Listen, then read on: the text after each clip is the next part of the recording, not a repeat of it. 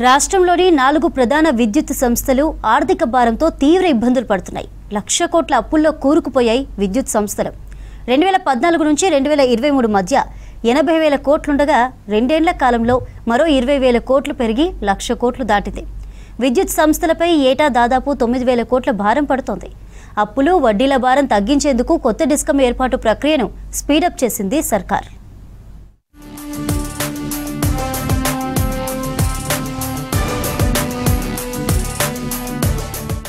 రాష్ట్రంలోని విద్యుత్ సంస్థలు అప్పుల భారంతో సతమతమవుతున్నాయి.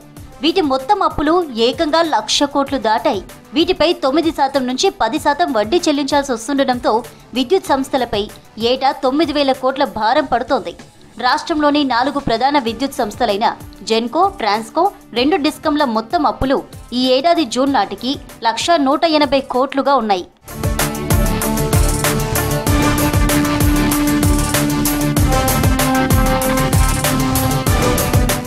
ఇది 2014 నుంచి 2023 మధ్య 80,000 కోట్లుండగా రెండేండ్ల కాలంలో మరో 20,000 కోట్లు పెరిగి 1,00,000 కోట్లు దాటింది.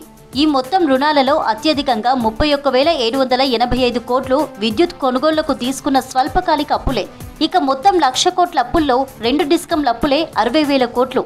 దీంతో డిస్కంలపై వడ్డీల భారం అధికంగా పడుతోంది.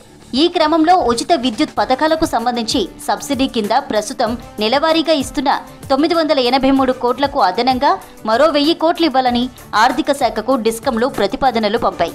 ఈ నేపథ్యంలో ఆర్థిక సంక్షోభం నుంచి విద్యుత్ సంస్థలను గట్టెక్కించడానికి ప్రభుత్వం త్వరలోనే కొత్త డిస్కం ఏర్పాటు చేయనుంది.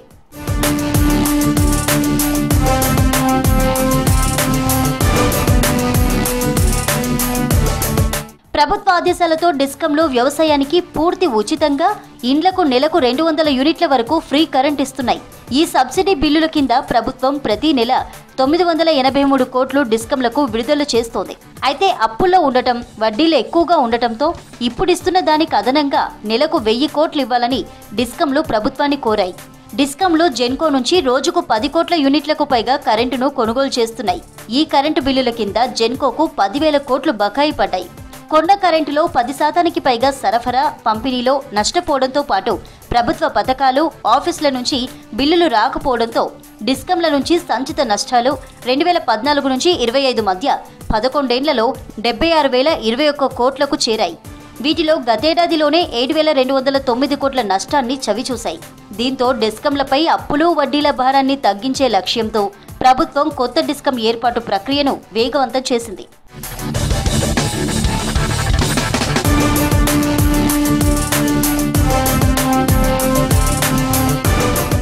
విద్యుత్ పంపిణీ వ్యవస్థలో మార్పులు తెచ్చి కొత్తగా ఏర్పాటు చేసే సంస్థకు పాత అప్పులు, వడ్డీలను బదిలీ చేస్తారు. దీంతో ప్రస్తుతం ఉన్న డిస్కంలు అప్పులు లేని సంస్థలుగా తమ కార్యకలాపాలను మెరుగైన రీతిలో కొనసాగించడానికి వీలు కలుగుతుంది. ఈ సంస్కరణతో డిస్కంల నిర్వహణ సామర్థ్యాన్ని పెంచి విద్యుత్ కొనుగోలు, పంపిణీ నష్టాలను తగ్గించాలని లక్ష్యంగా పెట్టుకుంది సర్కార్.